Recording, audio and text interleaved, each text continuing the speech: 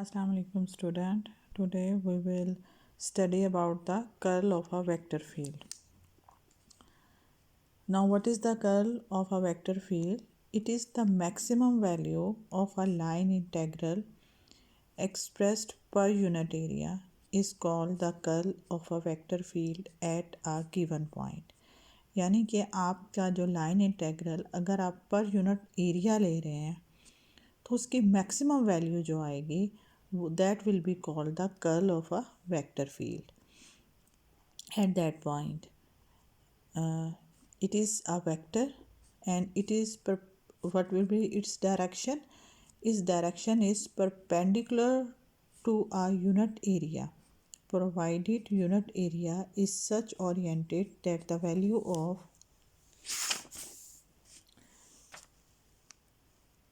line integral is maximum. यानी कि आपने जो डायरेक्शन लेनी है वेक्टर की वो आपने यूनिट एरिया के परपेंडिकुलर लेनी है, लेकिन आपने जो एरिया की ओरिएंटेशन रखनी है वो इस तरह आपने ओरिएंटेशन रखनी है कि आपके लाइन इंटेग्रल की वैल्यू मैक्सिमम आए। यानी कि आपने अपने एरिया की ओरिएंटेशन चेंज करते रहना है। आपका एक पॉइंट ऐसा आएगा जहाँ पे लाइन इंटेग्रल की वैल्यू उस एरिया के ऊपर मैक्सिमम होगी। तो it depends upon the orientation of area. So in this के area is taken as a vector quantity. तो क्या डेफिनेशन हुई आपके कर्ल ऑफ अ वेक्टर की? द मैक्सिमम वैल्यू, आपने मैक्सिमम वैल्यू लेनी है किसकी? ऑफ अ लाइन इंटेग्रल की। किसके लिहाज से? एक्सप्रेस्ड पर यूनिट एरिया, यानी एक यूनिट एरिया में जितना लाइन इंटेग्रल जहाँ पे मैक्सिमम वैल्यू देगा that is called the curl of a vector field at that point. यानी ये सिर्फ एक पॉइंट के ऊपर, एक स्पेसिफिक पॉइंट के ऊपर आपकी मैक्सिमम वैल्यू आएगी यूनिट पर यूनिट एरिया में। And it is a vector because in this case area is the orientation of area is important, so area is taken as a vector quantity and it is a vector and it is perpendicular to the unit area provided unit area is such oriented that the value of line integral is maximum. यानी कि आपने area की orientation ऐसी रखी है कि आपके line integral की वैल्यू मैक्सिमम आए। In Cartesian coordinate system curl of V को आप कैसे रिप्रेजेंट करते हैं? डेल क्रॉस वी होगा। तो अगर आप इसको लिखेंगे तो curly v z over curly y minus curly v y over curly z i unit vector plus curly v x over curly z minus curly v z over curly x j unit vector plus curly v y over curly x minus curly v x over curly y k unit vector, जिसको आप determinant form में ऐसे लिख सकते हैं। Now what is its physical significance?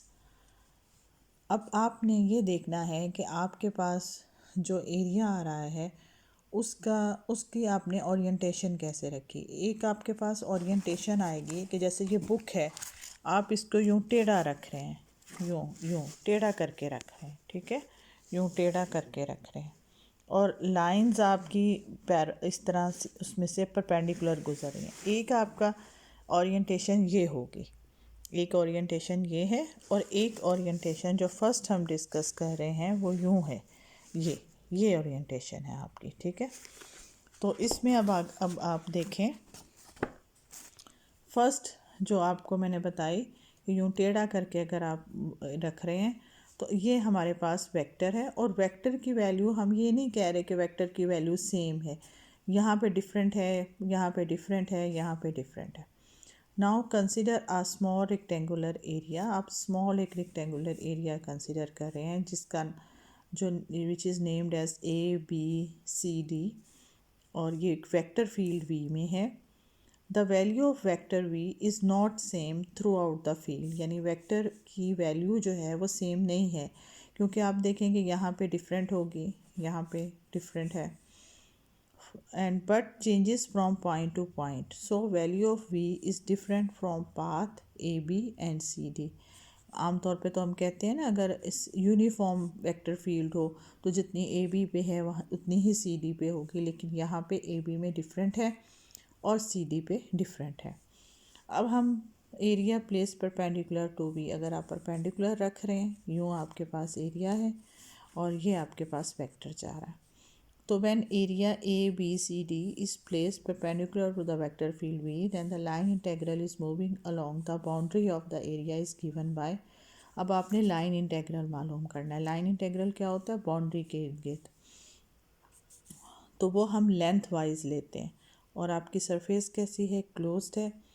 ये जो sign होता है इंटेग्रल के ऊपर, आप गोल दायरा बनाते हैं, सर्कल बनाते हैं, it represented the close surface, क्योंकि आपकी ये सरफेस क्लोज है। और लाइन इंटेग्रल को आप कैसे रिप्रेजेंट करते हो? V dot D L. अब इसमें 4 लाइंस हैं, तो 4 इसमें आपके पास लाइन इंटेग्रल आएंगे, ए से बी, बी से सी से डी और डी से ए।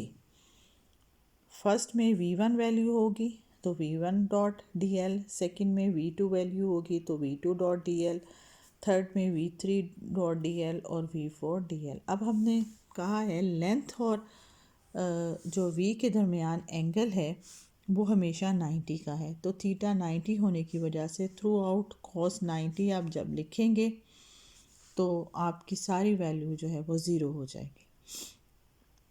अब नेक्स्ट क्या आपने करना है कि आपने एरिया जो है वो पैरेलल रखा है, आपने बिल्कुल उसके वेक्टर फील्ड और आपका जो एरिया है both are parallel to each other. When area A B C D is placed parallel to the vector v, then line integral along the boundary of the area। अब हमेशा आपको मैंने बताया था कि लाइन इंटेग्रल जो है वो बाउंड्री के इर्द गिर्द लेते हैं। अब ये देखें ये किस तरह आपके डायरेक्शन क्या जा रही है इसकी लाइन की, ए से बी, बी से सी से डी और डी से ए। इसी तरह हम लिखेंगे ए से बी, बी से सी से डी और डी से ए। V1 dot D L, V2 dot D L, V3 dot D L, integral of V4 dot D L. अब इसमें आप देखें, अब फर्स्ट जो है आपके पास ए से हम बी की तरफ जाएं तो आपको नज़र आ रहा है कि डायरेक्शन वेक्टर की भी वही है और आपके पास ए से बी की तरफ, तो कॉस जो है वो एक दूसरे के पैरेलल है, तो कॉस ज़ीरो हो जाएगा, तो कॉस यहाँ पे ज़ीरो आया। यहाँ पे आप देखें बी से जब सी पे गए तो आपके पास ये चीज़ लाइन यूँ है और वेक्टर यूँ जा रहा है, तो एंगल जो है वो 90 का होगा, कॉस 90 हो गया। इस साइड पर अगर हम जाएं तो क्योंकि वेक्टर आउटवर्ड जा रहा है, इस राइट साइड पे जा रहा है और सी से डी हम लेफ़्ट साइड पे जा रहे हैं, तो they are anti parallel to each other, so angle will be 180, cos 180 आ जाएगा। अब डी से ए पर आए, लाइन्स यूँ हैं, लाइन यूँ है, सी से डी ए से डी, तो एंगल जो है वो 90 का आपको नज़र आ रहा है, तो कॉस 90 ज़ीरो हो जाएगा। ये ज़ीरो से कॉस ज़ीरो 1 हो गया, तो आपके पास आ गया V1 डी एल, और ये कॉस 90 होने की वजह से ये ज़ीरो हो गया, और आपके पास ये कॉस 180 होने की वजह से -1 आया, ये ज़ीरो हो गया। तो आपके पास जो वैल्यू आई वो क्या आई? V1L minus V3L। V1 minus V3 को आप अंदर रख लेंगे, L कॉमन आ जाएगा। तो ये आपके पास मैक्सिमम वैल्यू है, क्योंकि ये आपके पास मैक्सिमम ओरिएंटेशन थी। तो क्या हुआ डेफिनेशन के लिहाज से? The maximum value of line integral, it is the maximum value of the line integral. It means that if we place an area in a vector field at any point and go on changing its orientation, position in sense of direction, then for certain orientation line integral along the boundary of the area will be maximum. This maximum value of line integral per unit area gives magnitude of curl V. यही मैंने आपको पहले भी बताया था कि आपके पास जो मैक्सिमम वैल्यू लाइन इंटीग्रल के पर यूनिट एरिया है that is called the curl. इसका ये मतलब है कि आपने एक एरिया को वेक्टर फील्ड में किसी भी पॉइंट के ऊपर रखा, उसके बाद आप go on changing it's orientation, आप इसकी डायरेक्शन यानी पोजीशन जो थी वो चेंज करते रहे।